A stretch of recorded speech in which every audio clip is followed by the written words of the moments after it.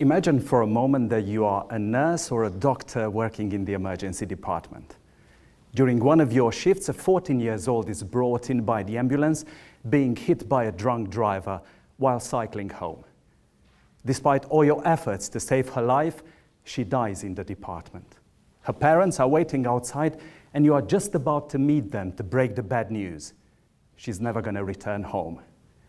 Now imagine something similar happening to you 2-3 times a week. My name is Laszlo, and my research seeks to understand the lived experiences of emergency staff about death and how their own moral values have an influence upon this experience. So why emergency department?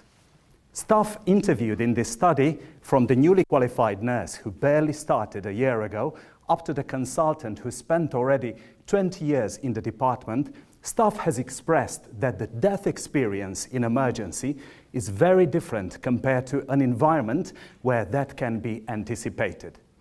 Different, not just through its frequency, staff very often being exposed to it on a daily basis, but also because death in emergency can be sudden and unexpected, traumatic, sometimes even horrifying, and it can feel meaningless or unfair.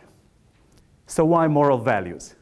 Because unlike a coat that someone might hook in the staff room after changing into their uniform, moral values are not something that we would lightly step in and out, because it's bonded into our identity and will define the way we see ourselves and the world surrounding us.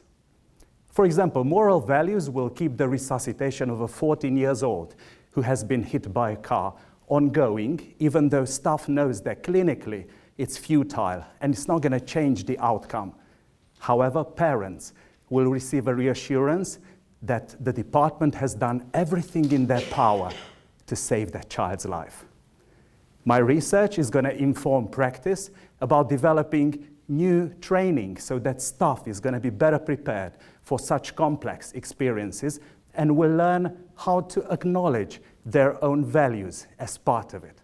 We'll also inform practice on improving existing and developing new support services so that staff can better cope with the negative impact of these experiences. Imagine for a moment a nurse or a doctor spending a little bit more time with a grieving family of a 14-year-old who just died after a car accident, instead of having to rush to the next patient. Thank you.